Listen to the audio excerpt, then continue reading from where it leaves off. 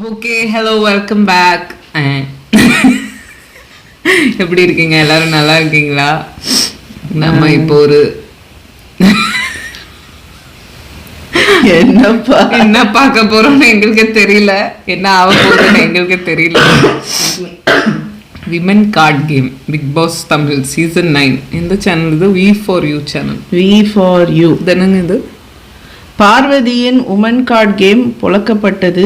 Big Boss Tamil season 9 review troll. அந்த அந்த தம்ப்நெயில்ல இதுல நம்ம வாட்டர்மெலன் ஆமாம் உபாத்தியாய் அந்த ஆள் பேரு திவாகர் வாட்டர்மெலன் திவாகர் வந்து என்ன சூப்பரா 6 பேக் இல்லைங்க. என்னதான் திவாகர் வந்து ரொம்ப அழகான பேர். கீழே வந்து எல்லாம் காரிகரி துப்ப போறாங்க. என்னடி சொன்ன அப்படின்னு. ஆமா, அவங்க ஃபேன்ஸ் எல்லாம் வந்து வாட்டர்மெலன் சிம்பிள் வச்சு நம்மள சேனல்ல இது க்ளோஸ் பண்ண போறாங்க. இருக்கிற 4 ஃபாலோவரும் போயிடும். அப்புறம் பரவாயில்ல, இப்படி அப்புறம் நாம இப்படி பண்ணுவோம். தம்ப்நெயில பார்த்துட்டு நம்ம அசந்து போயிருக்கோங்க. ஆமா, போயிடலாமா? தக்கு அந்த பேக்ரவுண்ட் மியூசிக் போடலாம். திருப்பு வா, திருப்பு.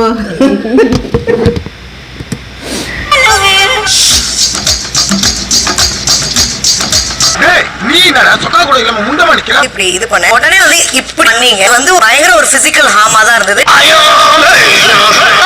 நான் ஒரு மைண்ட் செட்ல இருக்கும்போது தேவையில்லாம வந்து இப்படிதான் ஊந்தாங்க. அதனால தான் அடிச்சேன். தம்பியா இருந்தா கொன்னே போட்டுருப்பேன். நான் வச்சு கண்டென்ட் கிரியேட் பண்ண வேண்டாம். மண்டிட்டு இருக்கிறவங்க கிட்ட ப்ளீஸ், எனக்கு இது பிடிக்காது. எனக்கு பொண்ணை வந்து இவ்வளவு பெரிய நேஷனல் டெலிவிஷன் ஒரு ப்ரொஜெக்ஷன். வணக்கம் அண்ட் வெல்கம் டு V4U. இன்னைக்கு இந்த வீடியோல பிக் பாஸ் சீசன் 9 33வது நாளோட ரிவ்யூ தான் பார்க்க போறோம். Welcome to great Kirikalan magic show. தனக்கு பிடிக்காத ஆளுங்க மேல கோவம் இருக்கிற ஆளுங்க மேலாம் உமன்கான ஒரு டூலா யூஸ் பண்ணி அவங்க மேல பழிய போட்டுக்கிட்டு இருந்த பார்வதிக்கு இன்னைக்கு ஒருத்தர் புதுசா வந்து மென் கார்டை யூஸ் பண்ணி செருப்படி கொடுத்திருக்காரு. அதுபோக இன்னைக்கு புதுசா அஸ் எ ஃபீமேல் வியானா ஒருத்தங்க வந்திருக்காங்க. அவங்களுக்கு நம்ம வீடியோல ஒரு பதிலடி கொடுக்க போறோம். அதனால வீடியோ ஸ்கிப் பண்ணாம பாருங்க. அந்த வீடியோக்குள்ள போலாம். இன்னைக்கு எபிசோட ஸ்டார்டிங்லயே கெஸ்ட் கிட்ட நம்ம திவாகர் வீரத்தை பத்தி கம்ப்ளைண்ட் பண்ணாப்ல. சார் இவர் என்னென்ன பண்றாரு தெரியுமா சார்னு. அதுக்கு தீபக் அதெல்லாம் ஒரு நிமிஷம் நுப்பாட்டுங்க. நீங்க உங்களை டாஸ்க் பண்ணுங்க 100 நாள் உள்ள விட்டா இங்க வந்து ஃபுல்லா ரீல்ஸா பண்ணிட்டு இருக்கீங்க. அத பண்றப்ப பண்ணுங்க, ஆனா மத்த நேரம் டாஸ்க் பத்தி யோசிங்க, அத பண்ணுங்க அப்படின்னா அப்பயுமே நான் ஆக்டிங் பண்றதுக்கு டைம் வச்சுதான் சார் பண்ணுங்க அப்படிங்கிறாப்ல. எது சொன்னாலும் அதுக்கு பதில் தான் வருதே தவிர என்ன எதுன்னு கேட்கறதே இல்ல. பண்றப்ப பண்ணுங்க, டாஸ்க் பத்தி யோசிச்சு ஆக்டிங்ல ஒரு டைம் வச்சு தான் பண்ணுங்க சார். நெக்ஸ்ட் தீபக் சொன்னாப்ல, அவர் ஏதாவது கவுண்டர் போட்டாருன்னா நீங்க கோவப்படுறீங்களே தவிர அதை நீங்க ரசிக்க மாட்டீங்க. நீங்களும் ரசிச்சாதான் அது பாக்குறதுக்கு நல்லா இருக்கும், இல்லைன்னா அது கோவப்படுற மாதிரி தான் இருக்கும். இப்ப சினிமாவில எல்லாம் வந்து செந்தில் கவுண்டமணி அப்படி இருக்காங்க, அவர் குறுக்க இவர் வாங்க, அந்த மாதிரி நீங்க கொஞ்சம் மாத்தி பண்ணுங்களேன் அப்படின்னா கவுண்டர் நின்று இருந்தாப்லையா விக்ரம் ஒரு கவுண்டர் போட்டாப்ல பாருங்க. இப்ப என்ன இதுல யாரு செந்தில் யாரு கவுண்டமணி தானே யோசிக்கிறேன் அப்படின்னு செம்ம கவுண்டர். அது செந்தில் கவுண்டமணி ஒரு காம்பினேஷன் இருக்கும், மாத்தி பண்ண. ஆனா அவர் சொல்ற மாதிரி செந்தில் கவுண்டமணி மாதிரி பண்ணா இந்த காம்போ செம்ம ஹிட் ஆகும். ஆனா இந்த தர்போசினி தன்னை ஒரு ஹீரோவால நினைச்சுக்கிட்டு இருக்காப்ல. அவர் காமெடியன் நல்லா பண்ண மாட்டாரே சார். அவர் ஹீரோ தடுக்குமே, அவர் தகுதி தர வரலாம்.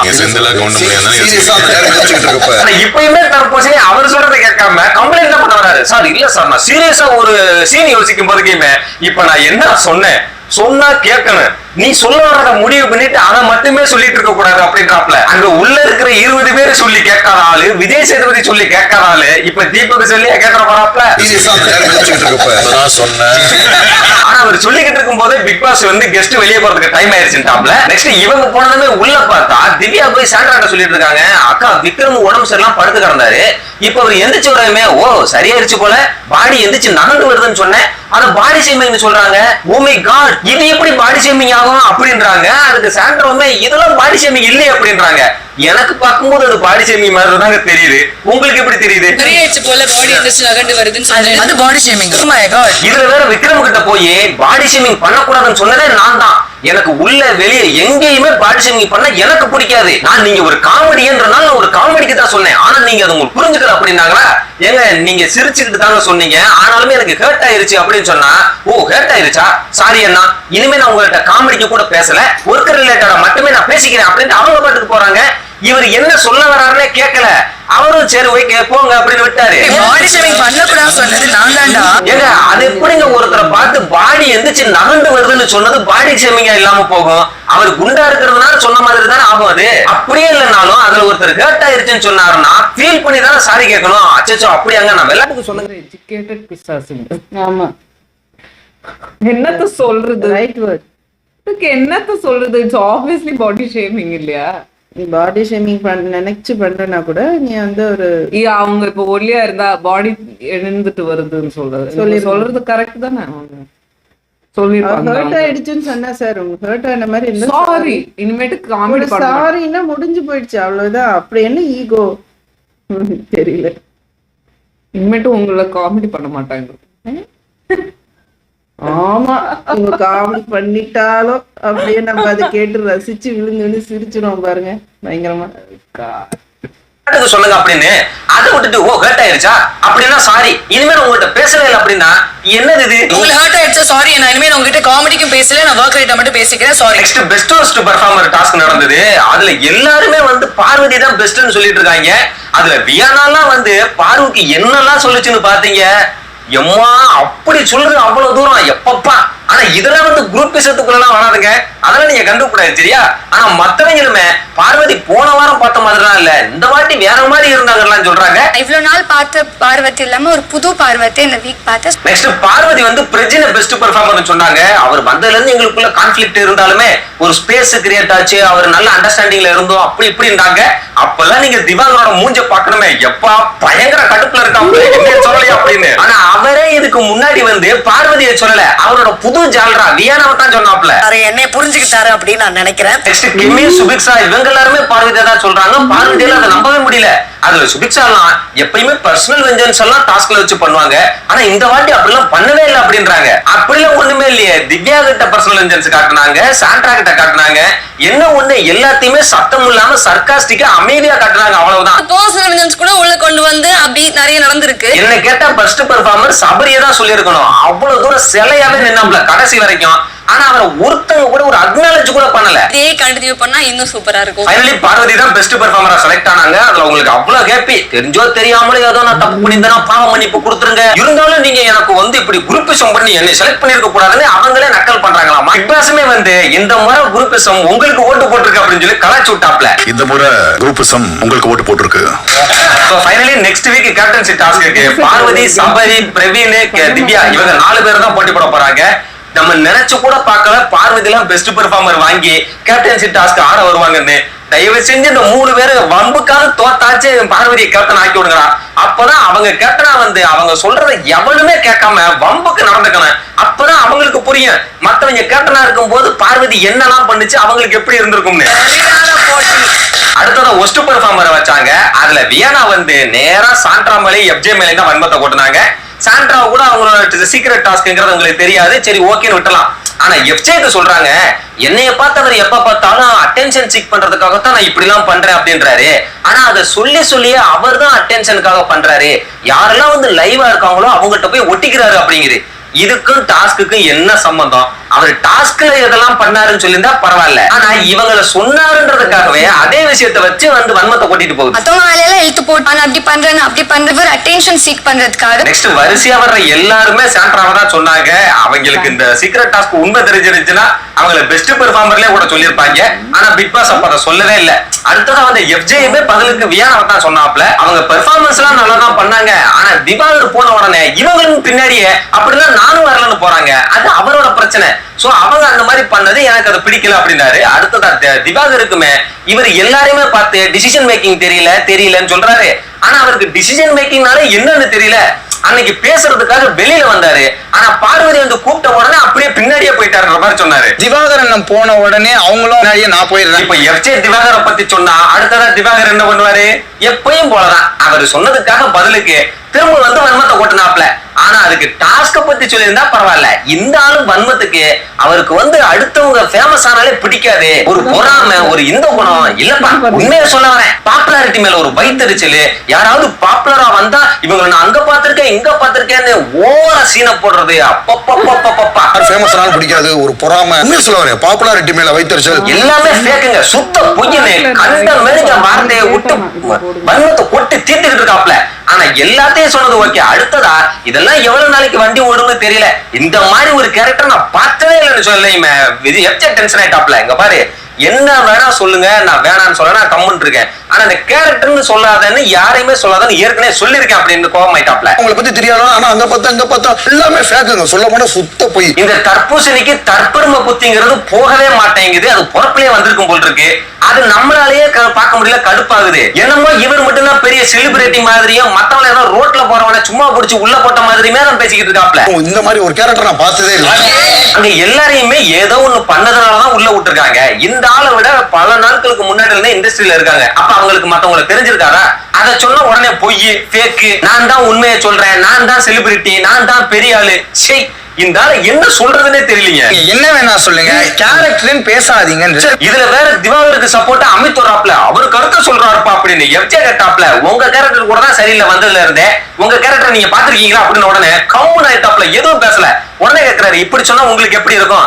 யாரையுமே கேரக்டர் பத்தி சொல்லக்கூடாது அப்படின்னு சொன்னா, இல்லப்பா அதான் ஒரு சாரி கேட்டுட்டாருல அப்படிங்கிறாப்ல. இவர் எபிசோடு பார்த்துட்டு தான் வந்தாரா இல்லையானே தெரியலீங்க. அமித் வந்து நிறைய லூஸ் டாக் விடுறாரு, நான் ஃபியூச்சர்ல காட்டுறேன்னு நேத்திக்கு தான் சொன்னேன். இன்னைக்கே அந்த வந்துட்டாரு பாத்தீங்களா? அப்ப அந்த ஆளு வாய்க்கு வர்றதெல்லாம் இஷ்டத்துக்கு பேசுறத பேசிட்டு சாரின்னு சொல்லிடுவான். சரின்னு விட்டுறணுமா? இது ஒண்ணு அந்த ஆளு பேசுறது ஃபர்ஸ்ட் டைம் இல்லையே. அங்க திவாகர் பேசுறதுல நிறைய பேர் கடுப்பாகுறாங்க. பிரவீன் எல்லாம் டென்ஷன் ஆகுறாரு. நீ போன வாரம் பேசுனதையே திரும்பவும் பேசிக்கிட்டு இருக்கா அப்படின்னு. வினோத் எல்லாம் வந்து எவ்வளவு நேரமா தான் பேசுவேன்னு எந்திரிச்சே போயிட்டாரு. இந்த தர்பூசணியை அந்த ஆளுக்கு பிடிக்காத ஆளுங்களை பத்தி பேசணும்ல, அவ்வளவு பேசுறாருங்க மனுஷன். என்னெல்லாம் கேவலமான வார்த்தைகள் இருக்கோ எல்லா வார்த்தையும் எடுத்து போட்டு எவ்வளவு நேரம் மனசார வரைக்கும் பேசணும் பேசிக்கிட்டே இருக்காப்ல. ஆனா அப்படி இருந்துமே மனசாராம அடுத்த வாரமே அதே ஆளுக்கு அதே விஷயத்த மறுபடியும் வந்து சொல்லுவாப்ல. சொன்னீங்க, இந்த வாரமும் அதே பாயிண்ட் சொல்றீங்க. நெக்ஸ்ட் இதுல எல்லாருமே சாண்ட்ராவை தான் இது ஒரு சீக்ரெட் டாஸ்க்னு தெரியாதனால வந்து சொல்லிக்கிட்டே இருந்தாங்க. ஆனா இதுதான் சீக்ரெட் டாஸ்க்னு தெரியல சொல்றாங்க. அதே மாதிரி இந்த வீட்டுல அதை விட பெரிய ஒரு பிரச்சனை நடந்திருக்கு. ஒரு கமருதீனுக்கும் பிரவீனுக்கும் பெரிய சண்டை. அதுவும் இவங்களுக்கு பிராங்க்னு தெரியாது. நியாயப்படி பார்த்தா ஒரு அடிதடி சண்டையே வந்திருக்குன்னா அவங்களதான் இவங்க எல்லாரும் சொல்லியிருக்கணும். ஆனா எல்லாருமே டார்கெட்டடா வந்து சாண்ட்ராவை தான் சொல்லிட்டு இருக்கானுங்க. இதுல ஒரே ஒரு ஆளு ரம்யா மட்டும்தான் வந்து கமருதீனுக்கு வந்து என்னதான் இருந்தாலும் கோபம் வந்தாலும் கை வைக்கிறதுங்கிறது எனக்கு பிடிக்கல அப்படின்னு அந்த சண்டையை வச்சு சொன்ன ஒரே ஆளு ரம்யா மட்டும்தான். அடிக்கிற அளவுக்கு நீங்க போனது எனக்கு தப்புன்னு தோணுது. நெக்ஸ்ட் பிரஜினுமே வந்து இங்க எந்த ரூல் புக்லயுமே ஒருத்தங்களை ரூமுக்குள்ள வச்சு பூட்டிட்டு வெளியில 7 அடிக்கு ஒரு ஆளு நிக்கலாம்னு எங்கேயுமே கிடையாது. உங்களுக்குமே குழந்தைங்க இருக்கு, எனக்குமே இருக்கு. வெளியில விட்டுட்டு வந்திருக்கேன். நான் ஒரு நல்ல தந்தை, அதை விட சிறப்பான புருஷன். நான் இதை ஒரு வார்னிங்கோ இல்ல த்ரெட்டனோ உங்களை நான் பண்ணல. ஆனா என் ஒய்ஃபுக்கு ஏதாவது பிரச்சனைனா நீங்க ரியலான பிரஜினை பார்க்க வேண்டியதா இருக்கும் அப்படின்றாப்ல. ஆனா எனக்கு என்னமோ அதை பாக்குறதுக்கு வார்னிங்கி கூடவே சேர்த்து த்ரெட்டன் பண்ண மாதிரி தான் இருந்தது. இதுக்குத்தான் புருஷன் கொண்டாட்டிய ஒன்னா உள்ள அனுப்ப கூடாதுன்னு சொல்றது. வார்னிங்கா கொடுக்கல, ரிட்டர்ன் பண்ணல. என் வைஃபுக்கு ஏதோ பிரச்சனை வந்தாலும் ரியல் பிரச்சனை பார்க்க. ஆக்சுவலி எனக்கு இந்த ஒரு கான்செப்ட்ல எதிர்ப்பு இருக்கு. இவங்க பெனிஃபிட் ஜாஸ்தி தானுங்க. இங்க இந்த மலையாளம்ல இந்த மாதிரி தான் கப்பல போட்டு விட்டுறாங்கன்னா ஒருத்தருக்கு இந்த சீசன் அனுப்பிட்டு இன்னொருத்தவங்க அடுத்த சீசன். ஆமா, அப்படி பண்ணணும் தானே. இது ஃபர்ஸ்ட் டைம் இந்த மாதிரி புதுசு 2 கப்பல் உள்ள வந்திருக்காங்க.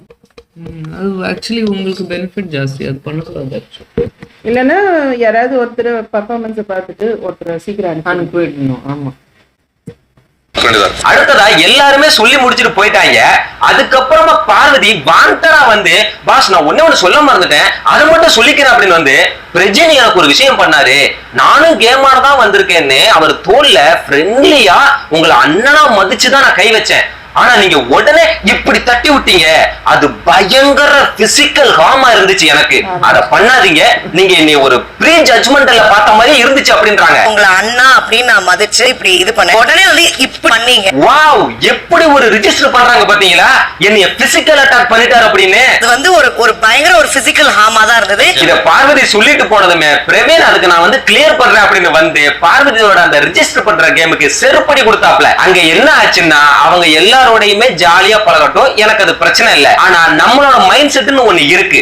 நான் ஒன்னும் பேச்சுலர் கிடையாது, எனக்கு ஒய்ஃப் இருக்காங்க, அவங்க இங்கேயே கண்டஸ்டன்டாவும் இருக்காங்க. அப்படி இல்லைனாலுமே எனக்குன்னு ஒரு எத்திக்ஸ் இருக்கு. நான் இண்டஸ்ட்ரியில ஒரு பேரை சம்பாதிச்சு வச்சிருக்கேன். அத ரோட்ல போற வரவங்களாம் வந்து அழிச்சிட முடியாது அப்படின்னாப்ல. அவங்க எல்லாரும் கூட ஜாலியா பழகினா ஓகே, பட் நம்ம மைண்ட் செட் இருக்கு. I'm bachelor. அன்னைக்கு நான் பேசிட்டு திரும்பும் போது தேவையே இல்லாம இப்படி வந்து என் மேல விழுந்தாங்கன்னு சொல்லையுமே உடனே கமருதனுக்கு சப்போர்ட் போடுறாப்ல. பார்வதியும் நான் அண்ணான்னு சொல்லித்தான் அப்படி பண்ண அப்படின்றாங்க. உடனே எப்படி சொல்லிட்டாப்ல, இங்க அக்கான்னு சொல்லி கட்டி பிடிச்சதையே தப்பா பேசுறவங்க இருக்கத்தானே செய்யறாங்க அப்படின்னு. நான் ஒரு மைண்ட் செட்ல இருக்கும்போது தேவையில்லாம வந்து இப்படிதான் ஊந்தாங்க. செம்ம பாயிண்ட் அது. பார்க்கும்போது எப்பா ரிஜிஸ்டர் பண்ற நீ எல்லாரையும் இப்ப நீ இதுல எதுவுமே பேச முடியாது. அன்னைக்கு திவாகர் பண்ணும் போது அதுல மேடம் வந்து அவரை தப்புன்னே சொல்லலையே, அவருக்கு சப்போர்ட் தானே பண்ணிட்டு இருந்தாங்க. அதுல இந்த கமருதீன் தான் ஒரு முட்டாள்னு நிரூபிச்சுக்கிட்டே இருக்காரு பாருங்களேன். அவரைத்தான் கூடவே பழகிட்டு பின்னாடி போய் என்னை தப்பா சொல்றான்னு சொன்னாங்க. அதே ஆளு இன்னைக்கு வேற ஒருத்தர் மேல தப்பா பழிய போட்டுட்டு இருக்காங்க, சப்போர்ட் வர்றாப்ல. என்ன சொல்லனே தெரியல. கட்டி பிடிக்கிறவங்க பார்வதி நான் அண்ணனாத்தான் நினைச்சு அப்படி பண்ணேன்னு சொல்லுமே, அவர் பிரச்சனை தெளிவா சொல்லிட்டாப்ல. அண்ணனாவோ தங்கச்சியாவோ இருக்கட்டும், அது தப்பு இல்ல. நான் இப்ப என்னைய தப்பா கட்டி பிடிச்சானு நான் ஒரு வார்த்தை கூட சொல்லவே இல்லையா அப்படின்னு சொன்னதும், அண்ணா நான் கட்டிலாம் பிடிக்கல, கையதான் வச்சேன், நீங்க கைய தட்டி விட்டதுதான் எனக்கு ஹர்ட் ஆச்சு அப்படின்றாங்க. அவருமே சொல்லிட்டாப்ல, அப்படின்னா நீ என்னைய கை வச்சதுதாமா எனக்கு ஹர்ட் ஆச்சு அப்படின்னா எனக்கு வலிச்சது கை அப்படின்னாங்க. உடனே சாண்டா வந்துட்டாங்க, ஏய் நீ என்கிட்டே வந்து அவரை சைட் அடிக்கிறேன்னு சொல்லியிருக்காரு அப்படின்னு. உடனே பார்வதி கமருதீன் சோ அப்படிங்கிறாங்க. நீ கட்டி பிடிச்ச அந்த வார்த்தை வாயில வரவே இல்லை. தட்டி விட்டது எனக்கு ஹர்ட் ஆச்சு. இதெல்லாம் பாக்குறதுக்கு நமக்கு ஒரு மாதிரி இருக்கலாம், என்னடா இப்படி எல்லாம் பேசுறாங்க அப்படின்னு. ஆனா பார்வதி இதத்தான் எல்லாருக்குமே பண்றாங்க. அவங்களுக்கு இத பண்றது சரின்னு தான் தோணுது. என்னைய பார்த்து சொல்லிருக்கேன் நீ அவரை சைட் அடிக்கிறேன். ஏன்னா இப்ப அவரே வந்து இதை ஒண்ணு ரிஜிஸ்டர் பண்ணல, அவங்களாவே தான் வந்து இதை ரிஜிஸ்டர் பண்ணது பத்தாதுன்னு இப்பயுமே அவர் சொல்லும் போதும் நீங்க என்னைய தட்டி விட்டதுதான் எனக்கு ஹர்ட் ஆச்சு அப்படின்னு மறுபடியும் அடிச்சு பிசிக்கல் அட்டாக் பண்ண மாதிரி ரிஜிஸ்டர் பண்றாங்க பாத்தீங்களா. அதுக்காக தான் அவர் வந்து ஒரு கிளாரிட்டி கொடுத்துட்டு இருக்காப்ல. இதுதான் சொந்த காசுலயே சூனிய வச்சுக்கிறதுங்கிறது. நீங்க வந்து தட்டி விட்டதுதான் எனக்கு ஹர்ட் ஆச்சு. அவரு நான் யாரையுமே தங்கச்சியாவோ அக்காவோ எல்லாம் பேச விரும்பல, எனக்குன்னு ஒரு வாழ்க்கை இருக்கு, என்னைய வச்சு கண்டென்ட் கிரியேட் பண்ண வேணாம். ரொம்ப நான் மண்டிட்டு உங்கள்கிட்ட கேட்டுக்கிறேன், பிளீஸ் எனக்கு இது பிடிக்காது, தயவு செஞ்சு என் பக்கம் வராதீங்க, அடுத்த வாட்டி நான் எப்படி ரியாக்ட் பண்ணுவேனே தெரியாதுன்னுட்டாப்ல. அந்த தங்கச்சி அப்படி இருக்கட்டும், அந்த அக்கா அப்படி இருக்கட்டும், எனக்கு ஒரு நல்ல வாழ்க்கை இருக்கு அப்படி சொன்னதுமே பார்வதியோட மூஞ்ச பார்க்கணுமே, அப்படியே பாவம் போல வச்சிட்டு இருக்குது. இப்ப இத தேவையே இல்லாம ஆரம்பிச்சது யாரு? எல்லாருமே சொல்லி முடிச்சதுக்கு அப்புறமா வாண்டடா வந்து நான் ரிஜிஸ்டர் பண்ணுவேன்னு மறுபடியும் வந்து சொன்னதே இவங்க தான். இத்தனைக்கு பெஸ்ட் பெர்ஃபார்மர்லயே அவரையே சொல்லிட்டு இந்த விஷயத்தை வந்து சொல்லிருக்கவே தேவையில்ல. அப்போ எவ்வளவு வன்மை இருந்திருக்குது மனசுல. என்ன வச்சு கண்டென்ட் கிரியேட் பண்ண வேண்டாம், மண்டிட்டு இருக்கிறவங்க கிட்ட ப்ளீஸ் எனக்கு இது பிடிக்கும். ஃபர்ஸ்ட் டே வந்து இவங்களை பேப்பரை கிழிச்சு அசிங்கப்படுத்தினதுக்கு அந்த வன்மை மனசுல இருக்கு. அதுக்காக தான் வந்து இவர் பிசிக்கல் அட்டாக் பண்ணிட்டாருன்னு அவருக்கு அகைன்ஸ்டா ரெஜிஸ்டர் பண்றாங்கன்னு தெரியுது. அதுலயும் நான் அண்ணாடுதான் கை வச்சேன்றாங்கன்னா இவங்க தான் ஃபர்ஸ்ட் வீக்ல சுபிக்ஷா கூட வந்த பிரச்சனைக்கு இங்க யாரு கூட நான் அக்கா தங்கச்சின்னு பழகுறதுக்கெல்லாம் வரல, எனக்கு நீ சுபிக்ஷா அவங்க கனி அவ்வளவுதான் அப்படின்னாங்க. இப்போ இவங்க மேல பழி வந்த உடனே மட்டும் அதென்ன அண்ணா பக்கம் வந்துடாதீங்க, அடுத்து நான் எப்படி ரியாக்ட் பண்ணேன்னு தெரியாது. ஃப்ரெண்ட்ஸ், இந்த விஷயத்துல நான் சொல்றது ஒன்னே ஒண்ணுதான், எப்பவும் போல ஈக்குவாலிட்டிங்கிறது ஈக்குவல் தான். அது ஆணுக்கோ பொண்ணுக்கோ, நோ மீன்ஸ் நோ தான். அவருக்கு தொடர்ந்து பிடிக்கலன்னா பிடிக்கலதான். நான் அண்ணனா நினைச்சேன் தம்பியா நினைச்சேங்கிற கதையே இல்ல. ஏன்னா பார்வதி எல்லாரையுமே தப்பா ப்ரொஜெக்ட் பண்றது, ஈஸியா அடுத்தவங்க மேல பழிய போடுறது. அக்யூசேஷன் இப்போ தப்பு இல்லையா? பிடிக்கலன்னா பிடிக்கல, அது யாரா இருந்தாலும் சரி. இஸ் a good கரெக்டா பேசுறாங்க. அது பொண்ணானாலும் பையனானாலும் நோன்னு சொல்லிட்டாங்க. அவங்க கம்ஃபர்டபிள் இல்லைன்னா அதுக்கப்புறம் ஒன்னும் அவங்க பேச்சே வரக்கூடாது. No means no. அது என்ன ஆச்சானாலும் even if touching, even if அது அப்போவே பாக்குறதுக்கு காம்ப்ளிமெண்ட் பண்றது, whatever it's discomfortable, just leave that person alone, அவ்வளவுதான். அதுக்கு பின்னாடி போய் அதுதான் creep behavior. இப்ப பண்றது எல்லாம் தான் creep behavior. அவரோட பர்மிஷன் இல்லாம முன்ன பின்ன பழக்கம் இல்லாத ஒரு ஆக்டர் ஒரு உள்ள வந்திருக்காரு. நீ அவர்கிட்ட போய் நீ எதுக்கு இதெல்லாம் பண்ற, நீ ஏன் பண்ற பிடிக்கல, நான் மாதிரிதான் பண்ணேன், தங்கச்சி மாதிரி ஒரு பொண்ணை போய் பையன் நான் தங்கச்சி மாதிரிதான் அப்படின்னு பண்ண தட்டி விடுவீங்கல்ல, அது எவ்வளவு பிரச்சனை ஆகுது. தட்டி விடுவீங்கல்ல, அவன் அதே மாதிரி தட்டி விட்டுருக்கான். அது என்ன ஒரு பொண்ணு தட்டி விட்டா உடனே வந்து பொண்ணு மேல கை வச்சுட்டான் அப்படின்னு, அதே ஒரு பையன் தட்டி விட்டா பிடிக்கல தட்டி விட்டான், நீ எப்படி தட்டி விடுவியோ அதே மாதிரி அவன் தட்டி விட்டுருக்கான். ஐயோ என்ன தட்டி விட்டான், என் கை வலிச்சிச்சு, அப்ப என்ன பண்ணும்? இது மாதிரி டிஷ்யூ 2 வச்சு இப்படி தட்டி விடணும் போல இருக்கு. ரோல் பண்ணி வச்சுக்கோங்க வலிக்காம. கையே வைக்க போறேன் சும்மா கை இப்படி வச்சு. அவன் நல்ல மஸ்குலரா இருக்கான். அவன் அப்படி லைட்டா பண்ணாலே அது லைட்டா இருக்கும். நம்மளே இப்படி லைட்டா புடிச்சாலே லைட்டா வலிக்காது. பாருங்க கொஞ்சம் ஸ்ட்ராங்கா பிடிச்சா வலிக்கதான் செய்யும். டே அப்பா மேபி உங்க வீட்டுல பஞ்சு கொடுத்து வளர்த்துருப்பாங்க போல. எப்படிங்க பாக்கலாம். எனக்கு பட்டுச்சு. Oh my god. என்னத்த சொல்றேன். ஓவர் ஆக்டிங் வேணும். அதான் ஓவர் ஆக்டிங் பண்ணா இப்படிதான் புண்ணாக்கிட்டு போகணும். ஓவரா பண்ண போறதெல்லாம் பண்ணிட்டே இருக்காங்க. அமிர்தினி நீ தப்பா தொட்டாருன்னு சொன்னாங்களே, அதுக்கு அமித் கிட்ட என்ன ரீசன் சொன்னாங்க தெரியுமா லைவ்ல? நான் வந்து கோவத்துல இருந்தேன் அவன் மேல, அதனால அப்படி சொல்லிட்டேன். எங்க வீட்லயுமே சொல்லுவாங்க, நீ கோவப்பட்டினா நீ என்ன செய்றன்னு உனக்கு தெரியாது அப்படின்னு.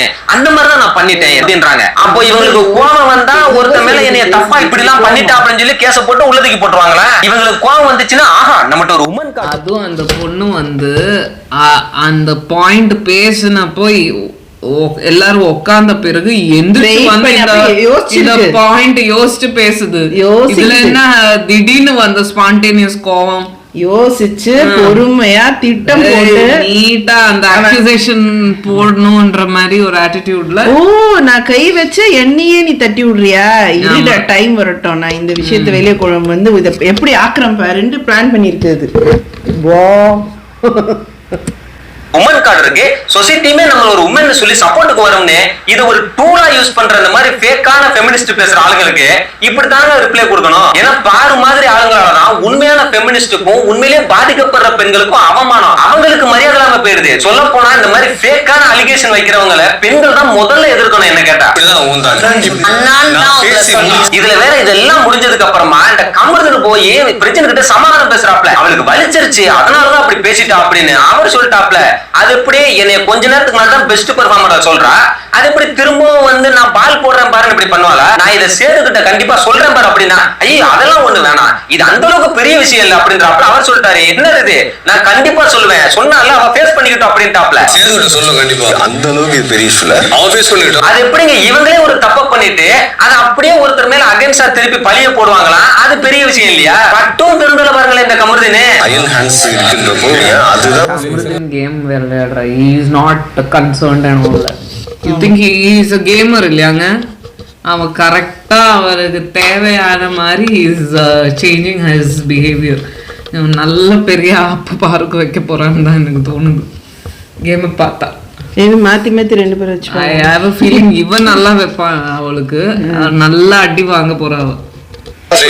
பிரஜன் கேக்குறாப்ல, நான் அந்த இடத்துல ஹீட்ல ஒரு இடத்துல பேசிட்டேன், உனக்கு பிடிக்கல திரும்ப ஏன்டா தான் வந்து பேசணும், அது எப்படி நீ அங்க போய் நின்னுக்கிட்டு அதை உன்னோட ஒரு ட்ரம் கார்டா நீ யூஸ் பண்ணுவ, அதுவும் இப்ப ஏன் வாயில இருந்து அந்த வார்த்தை வந்துச்சு அவளே தான் அங்க போய் இதை பேசி ஸ்டார்ட் பண்ண அப்படின்றாரு. அப்பயுமே கமருதன் முட்டு கொடுக்குறாப்ல, ஒரு ஹீட்ல நான் பேசிட்டேன் சைலண்ட் வந்துட்டு உங்க ட்ரம் கார்டா யூஸ் பண்ணுங்க. ஆனா பிரஜன் சொல்லிட்டாப்ல, நான் எந்த பொண்ணுட்டையுமே கை கொடுக்கல, கட்டி பிடிக்க மாட்டேன், அப்படி இருக்கும்போது என்னைய வந்து நீ இப்படி ப்ரொஜெக்ட் பண்ணினா என் கேரக்டரை தப்பா காட்டுறது தானே இது அப்படின்னா, அப்பயுமே வந்துட்டு தப்பா ப்ரொஜெக்ட் பண்றதெல்லாம் இல்ல, ஏதோ நீ தட்டி விட்டங்கிறத சொன்னா அவனதான் அப்படிங்கிறாப்ல. அவர் சொல்லிட்டாரு, அதை ஏன்டாங்க வந்து சொல்லணும், இங்க தேவையே இல்லையப்பா அப்படின்னு. அதுதானுங்க திரும்ப திரும்ப வந்து இவர் சொன்னதே பேசுறாங்களே, இது ஆரம்பிச்சதே பார்வதி தானே, இவர் அதை ஒரு இஷ்யூவாக இங்க கொண்டுட்டே வரலையே. ஆனா அத ஒரு ட்ரம் கார்டை யூஸ் பண்ணி நான் அகைன்ஸ்ட் அவன் கேரக்டரை மாத்திரம் பாருன்னு வந்து பேச ஆரம்பிச்சதே பார்வதி தான். பேக் ஃபயர் ஆயிருச்சு, அப்ப அவன் அனுபவிக்கட்டும். நெக்ஸ்ட் அங்க பார்த்தா சுபிக்ஷா போய் பார்வதி சொல்லுது, அவங்க உங்களை வெளியில பாத்துட்டு வந்த மாதிரியே நினைச்சிட்டு பண்றாங்க போல அப்படின்னா, அதுக்கு பார்வதி சொல்லுது, நான் இப்படி தாண்டி கைய வச்சேன், அது அப்படியே தட்டி விட்டாண்டி, அவன் பாக்குறானா பாருங்க, அப்புறம் அதை வந்து ஏதாவது சொல்லுவான், இப்படியே தட்டி விட்டாண்டி அப்படின்னு சொல்லிட்டு சாரி சாரி தட்டி விட்டாரு அப்படின்னு மாத்தி சொல்லுது. அவரு வயசு என்ன, இவங்க வயசு என்ன, அங்க இருக்கிற ஆண்கள் யாருக்குமே மரியாதை கொடுக்கறது இல்ல, அவன் இவன் வாடா போடான்னு எல்லாரையுமே அப்படித்தான் பேசுறது. ஆனா இவங்களுக்கு மட்டும் மதிப்பு கொடுக்கணும். இவங்க யாரு வேற வேணா பழியையும் போடுவாங்க. விஜய் சேதுபதி இதெல்லாம் கேட்கணும், அதென்ன எல்லாரையும் அவன் சொல்லிட்டே இருக்க, அதெல்லாம் ஒன்னே சொன்னா நீ ஒத்துப்பியா அப்படின்னு அப்படியே கையை தட்டி விட்டாரு. இதுல வேற நம்ம நீதி தேவதை எல்லாத்தையும் கரெக்டா பேசுற வியானா நல்லா பார்வதியை குளித்து போட்டுக்கிட்டு இருக்குது. உங்களை அவர் எப்படி ப்ரொஜெக்ட் பண்ணாருன்னா, பாரு இங்க இருக்கிற பசங்கிட்ட எல்லாம் கண்டென்ட் பண்ணி வெளியே தெரியணும்னு பண்ணுவா, இதை என்கிட்ட பண்ணாதான் நான் மன்றாடி கேட்டுக்கிறேன்னு நீல் டவுன் பண்ணி பண்றாரு. அஸ் அ ஃபீமேலா எனக்கு பாருக்குன்னு நான் சப்போர்ட் பண்ணல. ஒரு பொண்ணுக்கு இவ்வளவு பெரிய நேஷனல் டெலிவிஷன்ல இப்படி ஒரு ப்ரொஜெக்ஷன் பண்ணா அது உங்க லைஃபுக்கே இதாகிடும் அப்படின்றாங்க. எனக்கு பொண்ணை வந்து இவ்வளவு பெரிய நேஷனல் டெலிவிஷன்ல நான் என்ன கேக்குறேன், அஸ் அ ஃபீமேல் வியானா இப்போ ஒரு பொண்ணுக்கு லைஃபே போயிடும்னு பாருக்காக இவ்வளவு கொதிக்கிறாங்களே, கொஞ்ச நேரத்துக்கு முன்னாடி அவங்க போய் அவர் பிசிக்கல் அட்டாக் பண்ணாரு, பிசிக்கல் என்ன ஹார்ம் பண்ணிட்டாரு ஒரு ப்ரொஜெக்ஷன் வச்சாங்களே, அது அந்த ஆணுக்கு அப்போ லைஃப் போயிடாதா? இந்த ஒரு ப்ரொஜெக்ஷன் இருக்கிறது உன்னோட லைஃபுக்கே வந்து வேற ஒண்ணும் இல்ல, இந்த பிரச்சனையை யூஸ் பண்ணி இது வெளியில தெரியறதுக்கு இது ஒரு கண்டென்ட்டா யூஸ் பண்ணிக்கிட்டு இருக்கு. அது பேசுற வார்த்தைகளே அது தெரியுது. ப்ரொஜெக்ட் பண்றாருன்னா யாரும் இருக்க பசங்க கிட்ட ஒரு கண்டென்ட் பண்ணி ஏன் இதே அஸ் அ ஃபீமேல் வியானா இதே நேஷனல் டெலிவிஷன்ல இதே பார்வதி அமர்தன் என்ன தப்பா தொட்டான்னு ஒரு அலிகேஷனை வச்சாங்களே, அப்ப மட்டும் அவரோட லைஃப் போயிடும்னு ஏன் இவ்வளவு கொதிக்கல? இப்ப வர்ற அஸ் அ ஃபீமேல் வியானா அப்ப என்ன பண்ணிட்டு இருந்தாங்க?